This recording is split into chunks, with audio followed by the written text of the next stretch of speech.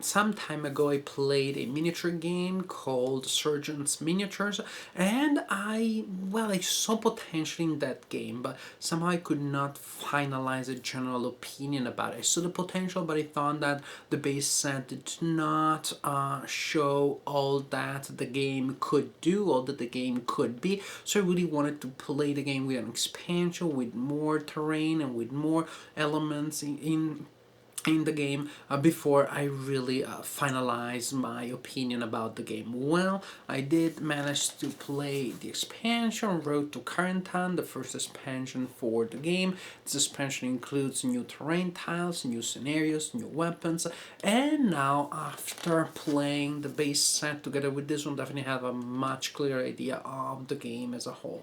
So if you haven't seen my first video, I suggest you watch it before you go on with this one, because otherwise what I say is really not going to make much sense.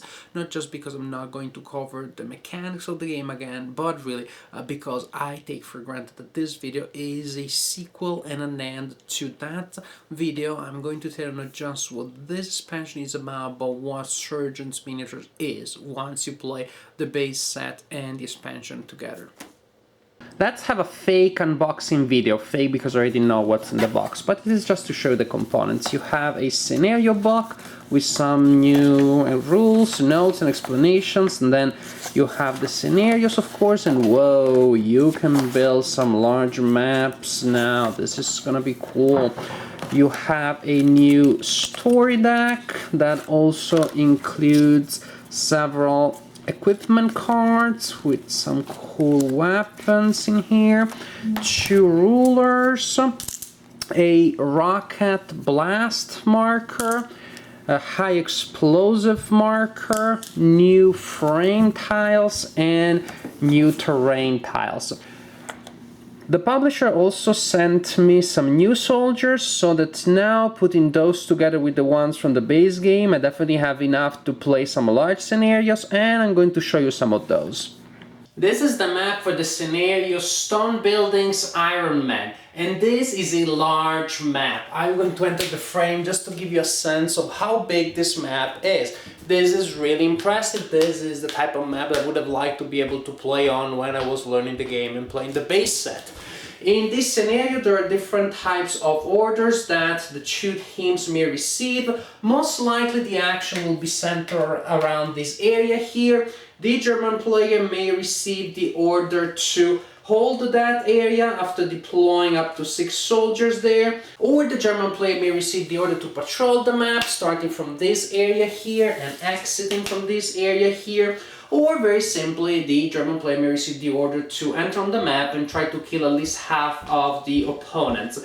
The American player may receive the order to place explosives in this area and to blow it up, or to recon the map, entering from area C, touching all landmarks and then exiting from area C again, or the American player may receive the order to capture at least half of the landmarks. So when you combine the different types of orders that the players can receive, different situations may arise. You may have scenarios that are more mobile, when both players are just trying to patrol the area, or you may have a real last stand here, with the German players trying to defend the very area that the American soldiers are trying to blow up.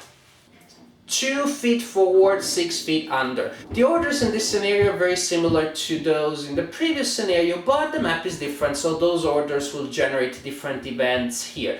The Americans may be ordered to take control of over half of the landmarks on the map. There's a landmark here, here's another one, 3 and 4. Or the Americans may be ordered to touch all of the landmarks, or simply to recon the map. And this map also allows me to show you the new landmarks that you have in this set, the graveyard and the orchard, which is particularly good for protection. Here we also have a landmark from the previous set, the marsh, which makes it particularly challenging for the soldiers that are trying to cross it, because it slows down movement for soldiers that are moving across it, but doesn't offer any protection, so actually makes soldiers in this area particularly easy targets. And if one of the orders of the Americans include being here for a while, of course that is a challenge. The Germans may receive the order to retain control of this tile here, the graveyard, or they may have to kill at least half of the enemy that they encounter, or they may simply have to recon the map. Slugging through the rain, as the title of the scenario says, it is raining here and all men moving on the map move by 1 inch less than they normally would. As for the orders, the Germans may be ordered to defend this landmark here or this landmark here, or they may have again to attack the American units.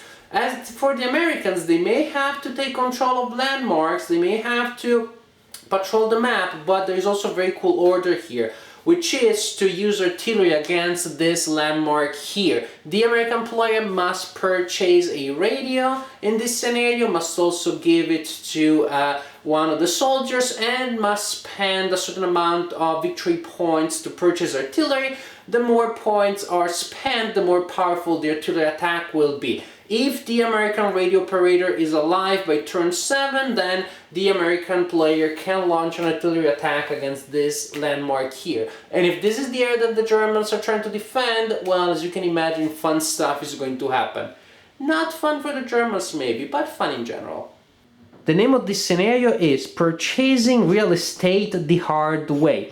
Differently from the other scenarios that I showed you, this is based on a 4x10 map. All the other maps were 6x8. That means that this map is longer but narrower, and that of course will force the soldiers to get close to one another.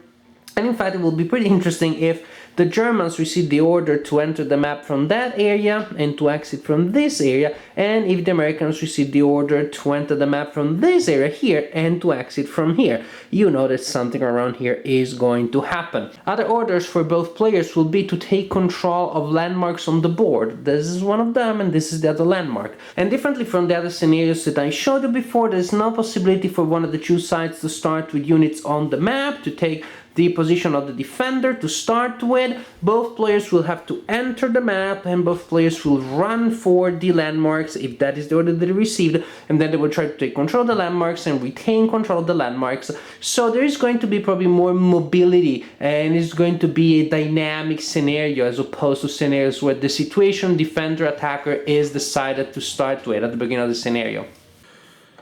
Yes! Yes! Now the game is what the game should be, what the game can be. But you really need Road to Carentan, you need larger maps, and you need more soldiers than in the base set.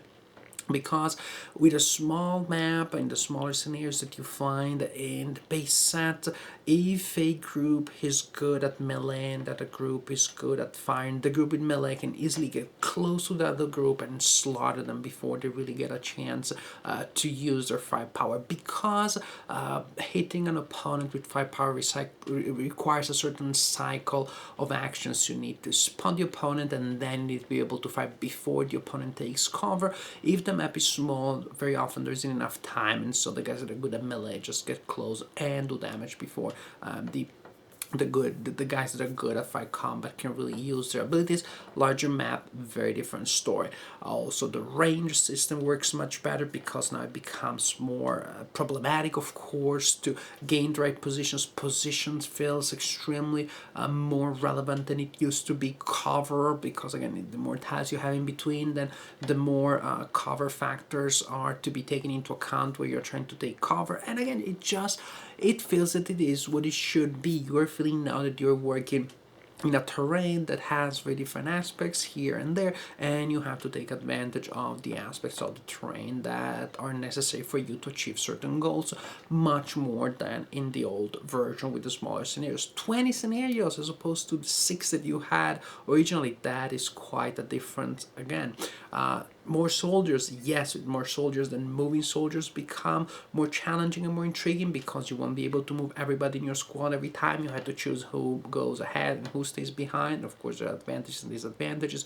This game has unique soldiers, but if you just have such a small amount of soldiers that in each game you use the same soldiers, what is the point of having them unique?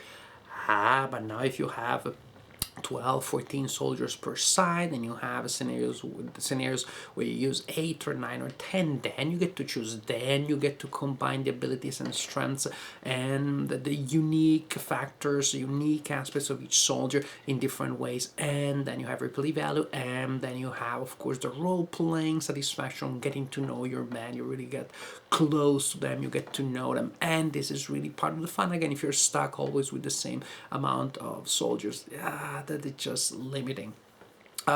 As you can see, there are just so many interesting things. All the things that I was, I don't know, suspicious, skeptical, dubious about at the end of my first review are now completely corrected. This expansion with extra soldiers really makes the game satisfying, makes the game rich and complete. I enjoyed the new scenarios a lot. I enjoy Surgeon miniatures with the two sets combined a lot. I think it is a great game.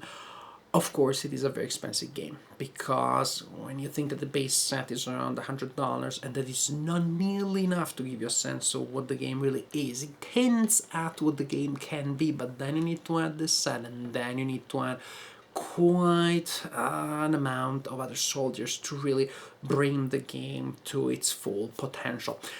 It is going to be a big investment for many gamers, for most gamers. It's going to be a huge commitment. I would say try to play the game before you commit to it. See if there is somebody that can show you how the game works, and then maybe you can start, you can get a better sense of whether or not you want to invest. But if you start investing in this game, let's say go for it. Get nothing or get a lot. If you're starting to invest in this game, really do it seriously, because this is the only way in which you really can see what this game has to offer. Big expense, yes, but what can I say? There's a huge debate in politics on whether you can solve problems by spending more money, spending less money. I do not know about politics, but I do know that this is the one case in which the more money you throw at the game, the better the game becomes, the more the game shines. And this is really the point. This is the crux of the problem. It's a fantastic game. I think it's a very fun game. I enjoyed playing it a lot. I really enjoyed both the miniature and the card aspect of it, and how everything comes together in a very exciting battle. But the price tag is going to be huge.